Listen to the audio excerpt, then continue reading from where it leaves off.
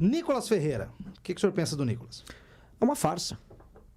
O Nicolas Ferreira é uma farsa. O Nicolas Ferreira é uma continuação daquilo que a gente falou do Manga, do que a gente falou dos Bolsonaro. É entretenimento político para as massas. É uma farsa forte. É uma grande farsa. O Lula também é uma grande farsa forte. A Erika Hilton é uma farsa poderosíssima. O problema do Brasil é a ausência de pessoas que falem a verdade, que sejam autênticas e que falem dos problemas das pessoas e só entreguem para o próprio público. O público quer ouvir. Para a Erika Hilton, o maior problema do Brasil é pronome. E aí fica aquela massa de pessoas que apoiam ela falando disso. Pro Nicolas Ferreira, ele fica criando um culto ao redor dele. Por exemplo, saiu hoje na coluna da Malu Gaspar, o Nicolas Ferreira, não sou eu inventando nada, não é implicância minha. O avião, o jatinho que ele ficou viajando pelo Brasil com o André Valadão, os dois juntinhos, pareciam dois pombinhos viajando de cidade em cidade para apoiar o Bolsonaro. Sabe de quem era o avião? Não. Daniel Vorcaro.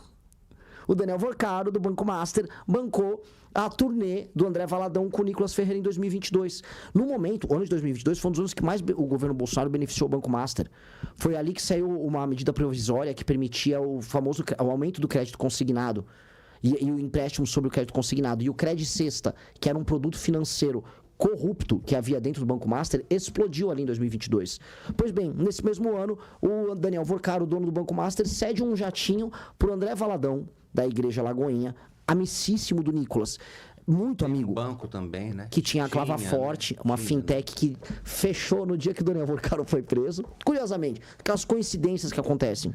E o Banco Master tem gente da esquerda e da direita? Tudo, direita, esquerda, centro, em cima, embaixo, tem...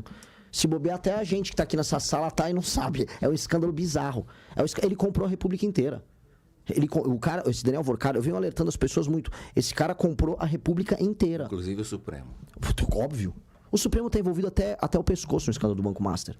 Veja, o Ricardo Lewandowski, que hoje é ministro da Justiça, mas estava no Supremo até ontem, ele tinha um contrato de 250 mil reais mensais para ser, não é nem assessor, consultor.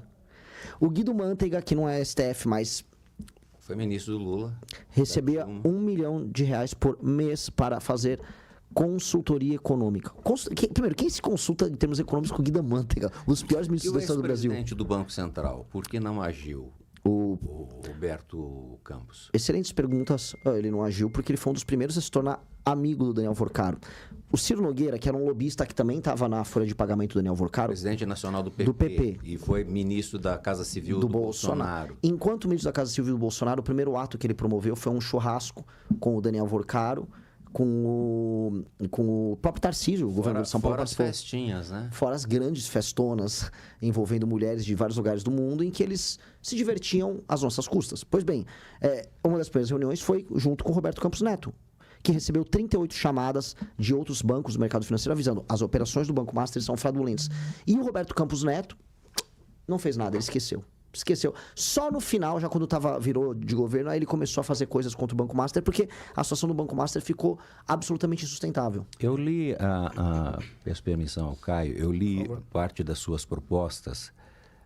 São propostas que realmente agradam, a diminuição do tamanho do Estado, na questão da segurança pública, na economia, uma menor intervenção do Estado, portanto, uma economia liberal. Diminuir o número de cidades, você falou. Não é muito utópico, porque o sistema está podre, o Renan Santos. Como é que você faz isso com um Congresso que não vai mudar muito e que adora os mamilos do poder, das emendas parlamentares, tanto na Câmara como no Senado? A República está apodrecida. Como é que você não vai ser um Dom Quixote?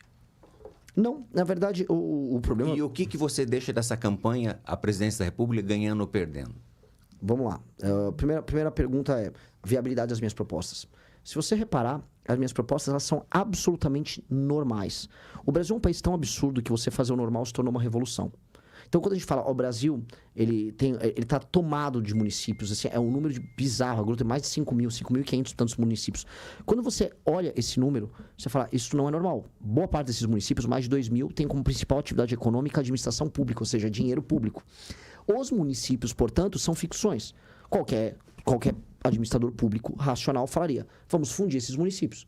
Isso não é revolucionário, não deveria ser.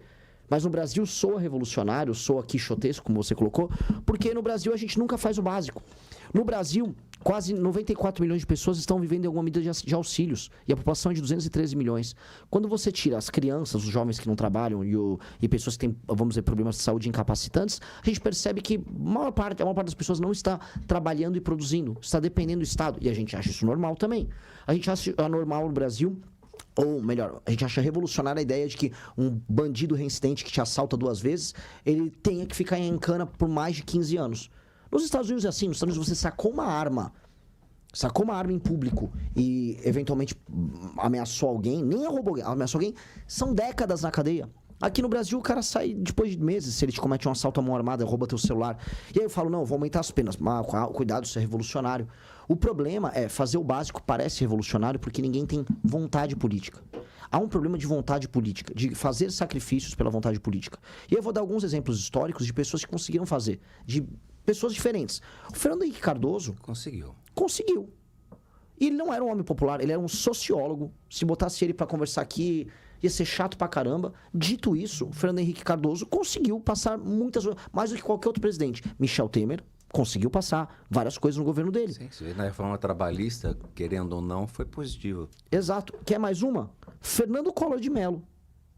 Fernando Collor de Mello, ele fez a abertura comercial do Brasil, fez alterações no início do mandato dele na Constituição. Não estou aqui julgando... Errou muita coisa, mas na economia ele deu um passo importante. Exato. Então, assim, eu não estou nem fazendo um julgamento final dos mandatos dele. Estou falando assim, quando quer, faz. E aí eu posso voltar no tempo, eu vou encontrar outros presidentes que, quando quiseram, com os mesmos problemas que nós temos, fizeram. Juscelino Kubitschek... No início do mandato, né? Sim. Sempre no início, com popularidade em alta. Em defesa do Fernando Henrique, ele fez isso nos 2 mandatos dele. A gente vai botar a lei de responsabilidade fiscal. A lei de responsabilidade fiscal é uma lei que bota bandido do centrão, político do centrão na cadeia, se não andar na linha. Passou no governo dele. Ele quase passa a reforma trabalhista e quase passa uma previdenciária no mandato dele. Faltou uma merrequinha para ele passar. Então ele realizou. Quando eu volto no tempo, Juscelino Kubitschek realizou.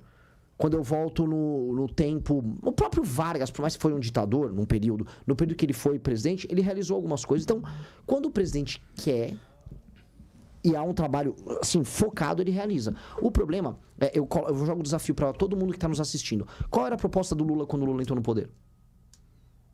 As pessoas não vão lembrar. Não tinha proposta. O Lula, ele não apresentou um plano de governo quando ele ganhou. O Lula sequer tinha apresentado quem ia assumir a economia. O Lula ganhou falando que ia dar picanha. Ele fez uma carta, né? Carta aos brasileiros. Em 2002. Isso, para acalmar o mercado, porque ninguém imaginava o que ele poderia fazer, um candidato de esquerda vencer. Aliás, o único candidato que começou a esquerda a governar o Brasil, basicamente, foi porque sempre foram militares e presidentes da direita, né? Nós temos, na verdade, uma esquerda. Só João Goulart, que também tinha primeiro-ministro... o Tancredo Neves, mas se a gente for ver na história, a partir de Lula e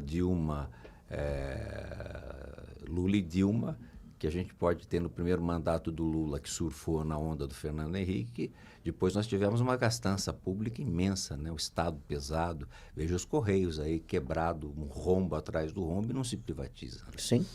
Deixa eu fazer uma última pergunta da minha parte, pelo menos, e aí me permita te provocar um pouco. Deve provocar, fique à vontade, por favor. Não precisa ser a última, não, pode ser bastante. Você falou que o Nicolas é uma farsa, você falou que o Lula é corrupto, que o Flávio é corrupto, atacou esquerda e direita. Ganhando a eleição, seu partido ainda é um partido pequeno, minoritário. Como é que você vai governar? Bom, primeiro, se eu ganhar a eleição, coisa que eu vou trabalhar muito seriamente para conseguir... significa que eu também vou fazer uma bancada grande. Então, meu partido não será mais um partido pequeno. Se eu ganhei a eleição vindo de um partido que está na sua primeira eleição, eu só o farei por ser parte de uma eleição que será plebiscitária. E o que é uma eleição plebiscitária?